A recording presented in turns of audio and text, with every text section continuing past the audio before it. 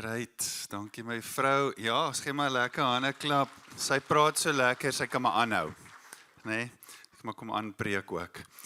Dis waarlik so om deel te wees van so 'n familie wat omgee terwyl ons help praat. Ek dink altyd aan ou liedjies, so dit is seker maar nou 'n teken van my ouderdom. Toe dink ek aan die ou liedjie wat ons gesing het, I love this family of God, so closely knitted into one. They've taken me into their hearts, and I'm so glad to be a part of this great family. Huh? Geef vir die ou langs jou so 'n tikkie en sê jy is nogal oulik, hoor. Dis lekker. Dis lekker om deel te wees van die familie. Great, laat ek gou kyk hoeveel tyd het ons. Okay, dis bietjie min, maar ons probeer. Goed. Soos ons al reeds gesê het, ons is besig met ons reeks daarso wat julle sien op die skerm. Droom groot, begin klein. Ons het so 'n bietjie gepraat, ek gaan net so vinnig recap oor God wat 'n droom het met sy kerk.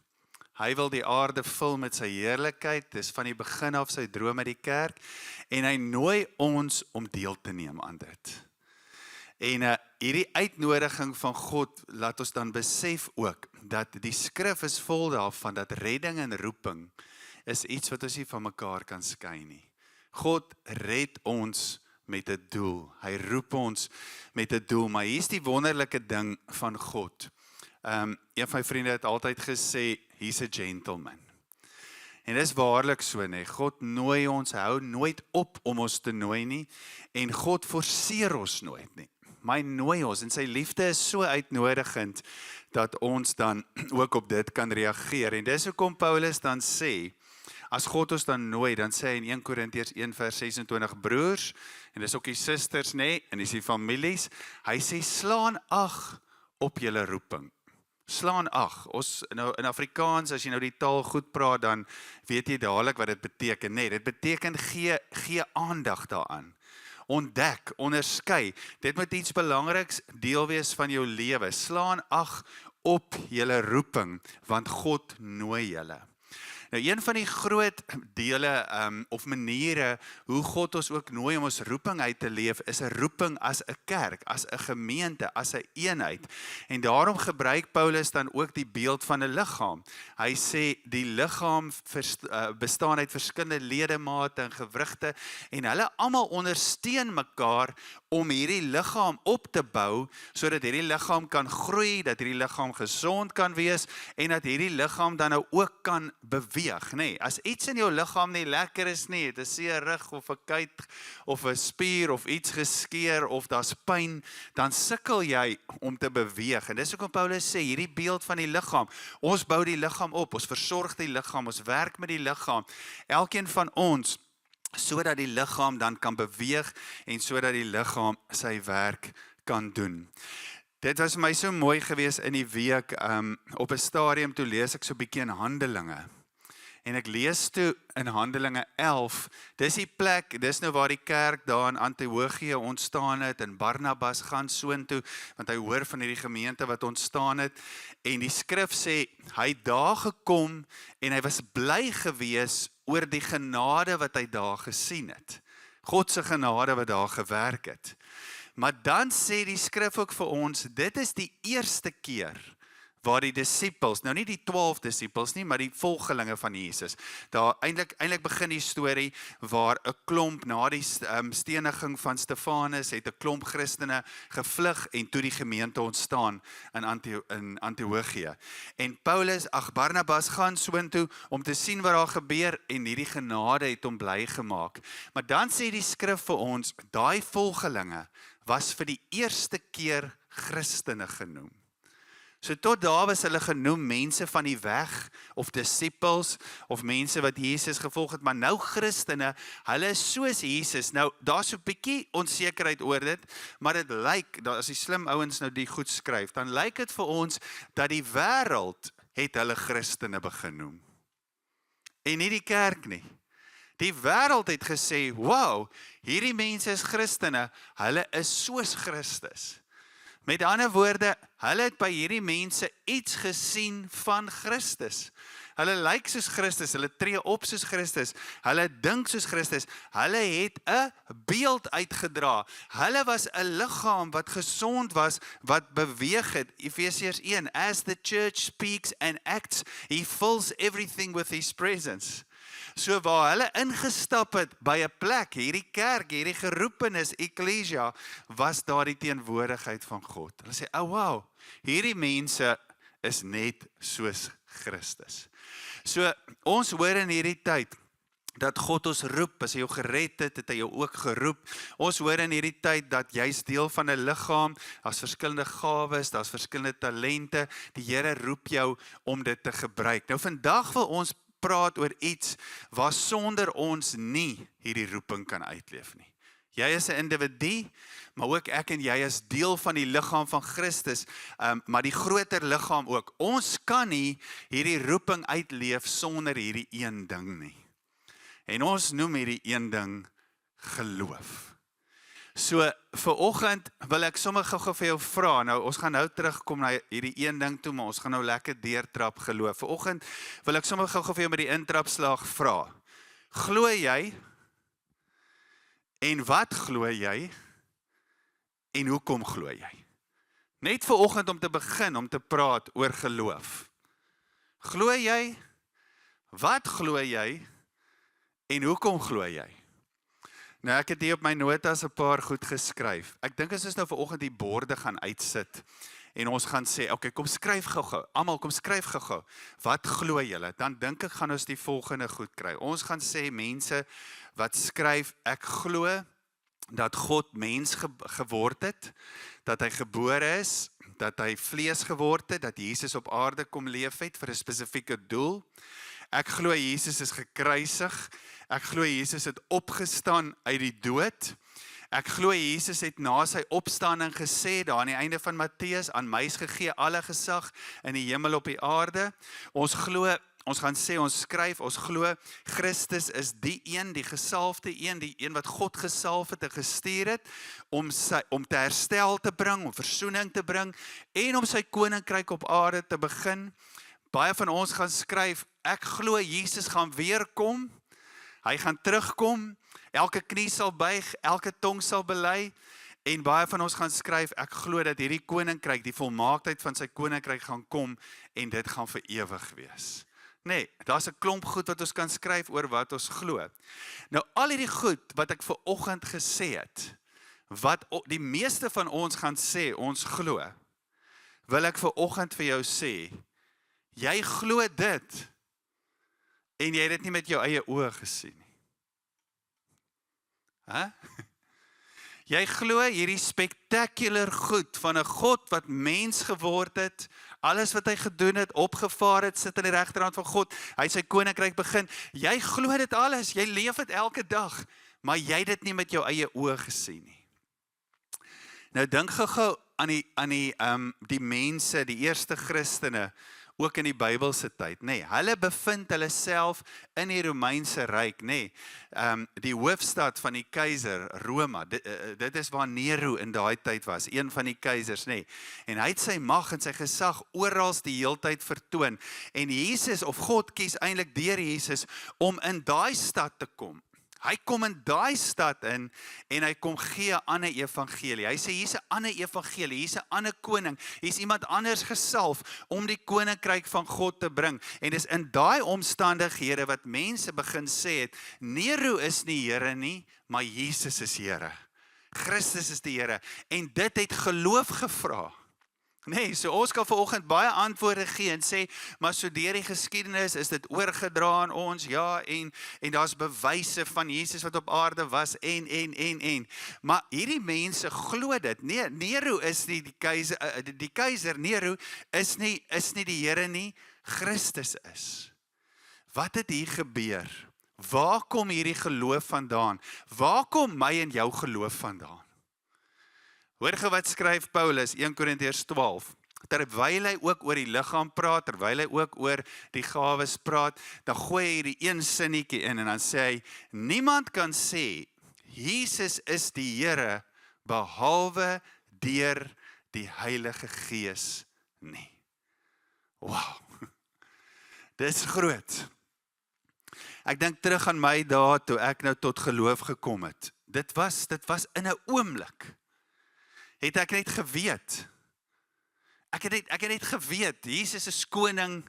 Ek het net geweet, Jesus is Here. Ek het net geweet, hy roep my, hy red my. Ek was net dadelik aangetrokke tot dit, en dit het in 'n oomblik vir my gebeur. So wat sê ek vanoggend vir jou? As jy reeds glo, al hierdie goed oor die evangelie, al hierdie goed oor die Here, al hierdie goed oor Christus, wat het dan gebeur? Die Heilige Gees het reeds kragtig in jou gewerk. Niemand kan sê dat Jesus die Here is, behalwe deur die Heilige Gees nie. En dan loop ons rond, en ons weet daar's die werk van die vyand, maar dan loop ons rond, en ons wonder, het ons die Heilige Gees? As jy in Jesus glo, het jy die Heilige Gees, want Paulus sê dit, dis hoe dit gebeur het, dis hoe julle sê, Jesus is die Here, julle wat nog altyd geïndoktrineer was, met die keiser is die Here, dis hoe dit gebeur het, die Heilige Gees het vir julle iets geopenbaar. Die Heilige Gees het kragtig in julle gewerk, en so is dit ook met ons vandag, en hier in ons moderne wêreld, in 2026, is ons ook vandag hier wat dit glo. Saam met dit glo ons, dat God al lankal die belofte gegee het, dat die Here die aarde wil vul met sy heerlikheid. Dis ons kernskrif in Doxa Deo. Dit vra geloof om dit te vertrou. Want baie keer kyk jy rondom jou en jy sien die stikkend en jy sien die gebroke en jy sien die moeilikheid, maar jy glo, God wil alles vul met sy heerlikheid, want hy sê dit al van lankal af, plus saam met dit is daar dan die Gees wat dit vir jou openbaar. Habakuk 2 vers 14, die aarde sal gevul word met die kennis van die heerlikheid van die Here, soos die water die see oordek. So daar is sommer net so ietsie oor geloof. Waar kom jou geloof vandaan? Nou kom ons by ons gawes, nou kom ons by ek is deel van die liggaam, nou kom ons by God nooi my, hy roep my, hy wil my ook gebruik, en hier is die vraag vanoggend, maar wat van as ek onseker voel? Wat van as ek twyfel? Wat van as ek dink, dit wat ek het om te gee is nie goed genoeg nie? Wat van as ek dink, dit wat ek het voel te swak om te gee? Wat daarvan as ek nie glo, regtig glo dat ek ook kan deelneem nie? Nou ek wil vanoggend gou vir jou 'n skrif gee. Die meeste van ons dink hierdie skrif kom uit die Nuwe Testament uit, en hy kom. Hy kom op 3 plekke voor in die Nuwe Testament, maar hy het begin in die Ou Testament. En hy het begin by die belofte wat die profeet Habakuk gee, wat sê God wil die aarde vul met sy heerlikheid. Hoor gou, Habakuk 2 vers 4, 10 verse vorentoe, sê Habakuk, want hy gaan nou praat oor hierdie ding wat God wil doen, die groot droom met sy kerk, en ons moet dit glo, 10 verse voor dit sê hy, maar die regverdige, deur sy geloof sal hy lewe. Aha, ons het gedink is 'n Nuwe Testament skrif. Hy kom daar uit Habakuk uit, God wil die aarde vul met sy heerlikheid. Nou sê hy, maar die regverdige, deur sy geloof sal hy leef. So wat maak ek wanneer ek onseker voel of twyfel oor my gawe, oor my bydra, oor my deel van die liggaam? Ek is nie goed genoeg nie, ek is nie sterk genoeg nie. Wat maak ek dan?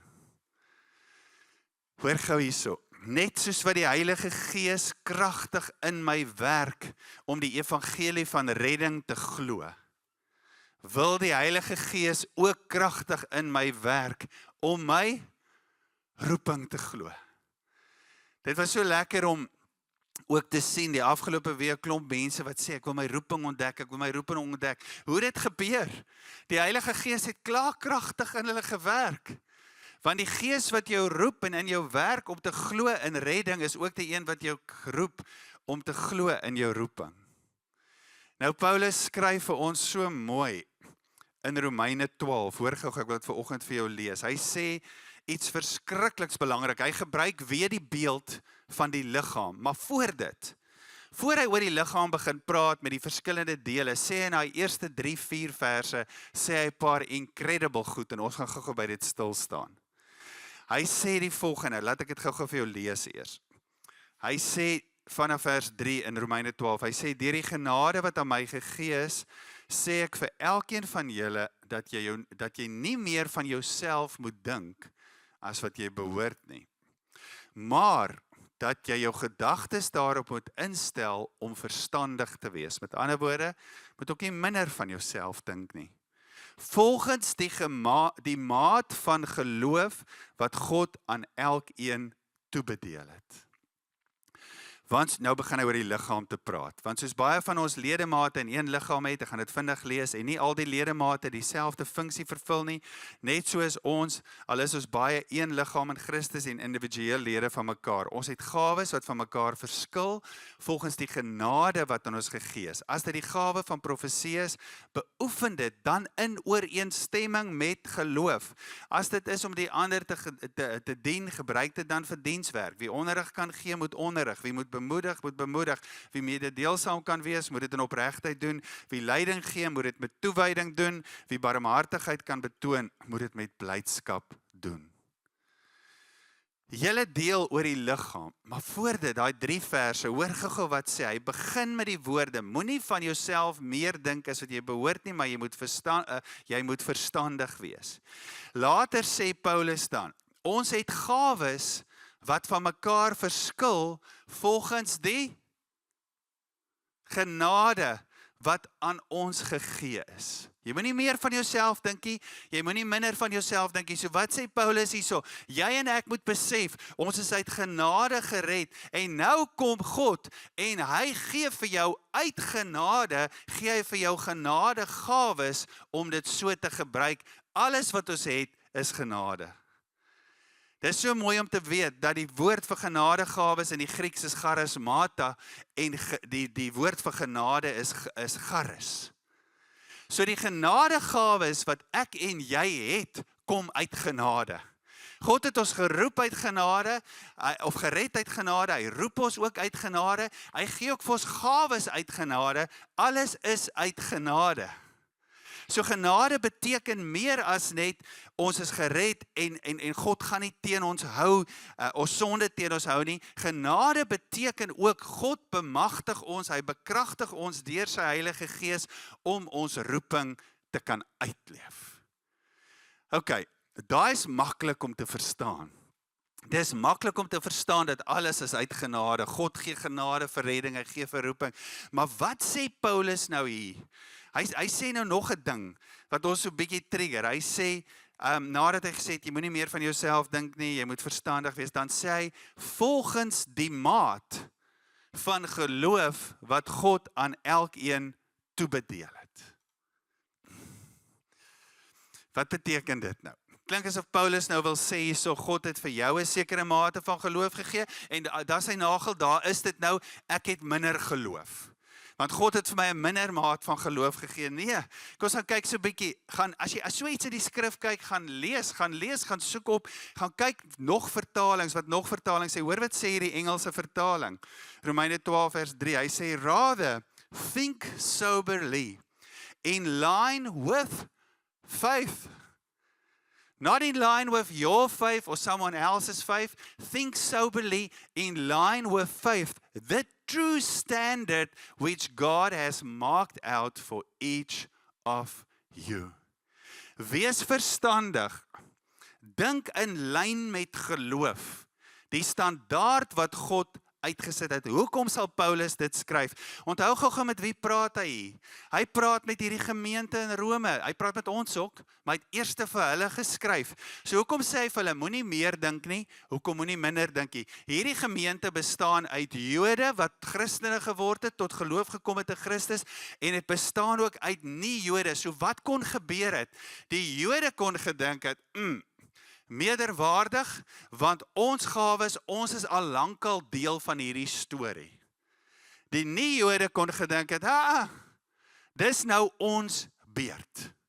Dis nou ons beurt, so ons gawes gaan meer belangrik wees, want dit is ons beurt. En Paulus sê so, die standaard waar volgens ons oor onsself en mekaar moet dink, is nie ons agtergrond nie, is nie ons status nie, is nie uit watter familie uit ons kom nie, dis nie ons vermoë nie, die standaard is geloof in Jesus. En die Heilige Gees wat geloof skep, want selfs geloof oor jou roeping is 'n gawe van God. Hoor gou wat sê Efesiërs 2 vers 8. Julle is uit genade verlos deur geloof, en juis dit kom nie uit julle self nie. Dit is die gawe van God. Genade en geloof is die standaard, waar volgens 'n gelowige nigter oor homself, oor sy gawes, sy plek in Christus se liggaam moet dink. Nou hoor gou, as jy vanoggend hierdie woord hoor, God skep, die Heilige Gees skep geloof in my vir my redding. Anderste, hoe sou ek al hierdie goed glo? Is dieselfde Gees wat ook geloof in my skep vir my roeping, dan ewe skielik ontdek ons dat dit nou 'n klomp misverstande oor my gawes, oor my roeping kan uitskakel, nee. Dikwels kom ons nie by ons volle potensiaal van ons roeping uit nie, omdat daar sekere misverstande is oor ons gawes en juis oor geloof en oor my geloof en my aandeel aan dit. En ek wil gou vanoggend vir jou net vinnig 3 van daai goed noem, 3 misverstande. Baie kere dink ons, as dit by ons roeping kom, by ons gawes, ons talente, dan dink ons moet eers iets sien. Of ons moet eers iets voel, of ons moet eers 'n teken ontvang voor ek kan deelneem. Hoor gou, daar is hy weer. 2 Korintiërs 5 vers 7. Ons leef deur die geloof, nie deur aanskoue nie. Ons leef deur die geloof, nie deur dit wat ons sien nie. Klink soos Habakuk, nê? Het gesê die regverdige gaan deur geloof lewe. So, dis deur geloof wat ek my roeping begin uitleef. En dan noem hy daai goed daar. Hy sê of ek profeteer, of ek dien, of ek onderrig gee, of ek bemoedig, of ek gee, of ek leiding neem, of ek barmhartigheid bewys. Deur geloof, want God werk geloof in my and I work out my salvation. Stel ek my beskikking tot gawe van God en ek sê, Here, gebruik dit. Hier is die belangrike ding. Al vergeet jy alles volgens wat ek gesê het. Hier is die belangrike ding. Om jou gawes te gaan uitleef en die liggaam op te bou, gaan altyd geloof vra. Altyd. Hier is dalk 'n goeie voorbeeld. Volgende daar in die kring, toe sê ek vir die ouens, toe sê ek vir hulle, daar's nie een Sondag, nie een, wat ek hiernatoe ry en dink, I've got it all together. Ek gaan vanoggend lekker praat en jy weet, dit gaan net vloei, dit gaan net gaan. Ek het elke week geloof nodig vir die gawe van prediking. Elke week. Hoor jy, skakel hy die misverstand uit. God werk hierdie geloof in my. Hy werk dit hier binne in my. Dit kom van hom af. Dis 'n gawe van hom af, ook oor my roeping. En dit skakel hy die misverstand uit. Omdat hy dit doen, het hy klaar gedoen wat ek nodig het. So ek begin dit uitwerk. Die tweede ding is, soms dink ons dan dat twyfel diskwalifiseer ons. Geloof beteken nie, jy gaan nie twyfel nie. Geloof is juis om ten spyte van jou twyfel oor te gaan tot vertroue en te sê, Here, gebruik dit. Al lyk of al voel hierdie nie nou indrukwekkend nie. Al voel dit nie indrukwekkend nie, al voel ek nie sterk nie, ek gee dit vir u en gebruik dit. Onthou julle daai crowd met 3000 mans plus nog die vrouens en kinders? Daar's 'n seentjie, die Gees van God het in hom gewerk. Hy kom hardloop met sy 5 brode en 2 visse. Dis al wat hy het. Maar hy kom gee dit. Twyfel diskwalifiseer my nie. Derde ding, die mite wat ons glo, die misverstand dat my geloof is nie groot genoeg nie. Die apostels, daar's 'n hele storie wat daar plaasvind in die evangelies, dan kom hulle na Jesus toe, dan sê hulle vir Jesus, geef ons meer geloof. Geef ons meer geloof. Hoor hoe antwoord Jesus hulle. Hy sê, as julle geloof soos 'n mosterdsaadjie het. Geloof begin so klein soos 'n mosterdsaadjie. Die vraag is nie, as dit by my roeping kom, as dit by my gawes kom, die vraag is nie, het ek genoeg geloof nie. Die vraag is nie, is my geloof groot genoeg nie. Die vraag is, in wie is my geloof? In wie is my geloof? En miskien is dit iets soos 'n gap of 'n skakel wat ontbreek wanneer dit by geloof kom. Die feit, dat ons die geloof wat God reeds in ons werk, nog nie deurdink het nie. Hoor gou wat sê C.S. Lewis, ek is amper klaar. C.S. Lewis skryf, nê? Hy sê die beste werk, as jy dit nou die beste kan noem, die beste werk van die duiwel, is nie om sekere goed in ons gedagtes te plaas nie, maar om sekere goed weg te hou. Om sekere dinge daar uit te hou. En dis wat Paulus hier sê, hy sê, ek wil iets in julle gedagtes insit. Ons moet verstandig wees wanneer dit by gawes kom. Dit moet in lyn wees met die geloof wat God aan ons gegee het. Nou, ek het hierdie gebeure tot laaste, want ons quote hierdie skrif verskriklik baie. Julle gaan nou hoor as ek hom lees. Ons quote hom baie en ons gebruik hom vir ander omstandighede en ons kan dit ook doen. Want dit geld ook vir dit. Maar Paulus sê hierdie 2 verse, jy saam met die liggaam, jy saam met die gawes, jy saam met die feit dat geloof genade is en dat geloof vir jou roeping ook genade is. Hoor hom gou, gaan hom stadig lees, laaste skrif. Vers 1 en 2 van hierdie gedeelte, hy sê, broers, op grond van die barmhartigheid van God, roep ek julle dus nou op om julle liggame, julle lewens beskikbaar te stel as 'n offer wat lewend en heilig is en vir God aanneemlik is. Dit is julle sinvolle godsdiens. Vers 2 ken ons nog beter. Julle moenie aan hierdie wêreld gelykvormig wees nie, maar verander word deur die vernuwing van julle denke, sodat julle goed kan onderskei wat die goeie en die aanneemlike wil van God is. Wanneer ons verstaan, sê Paulus hier, dat ons uit genade en geloof leef, en dat geloof die standaard vir ons lewens is, dan kan ons denke oor ons roeping, ons denke oor ons deelname aan roeping begin verander. So, wat sê hierdie woord vanoggend vir ons? Wanneer dit kom by jou gawes, wanneer dit kom by jou roeping uitleef, moenie dat jy self minderwaardig of meerderwaardig, moenie dat jy self dit definieer nie. Moenie laat die wêreld dit definieer nie, but faith is the standard God has marked out for you. Geloof sê, ek vertrou God.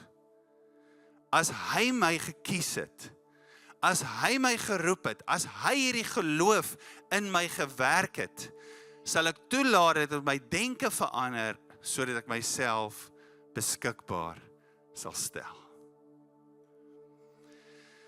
Ek wil vanoggend vir jou, voor ons hierdie lied gaan sing, wil ek vanoggend gou vir hierdie woorde, net so 'n stukkie van hierdie woorde lees, net hoe dit begin.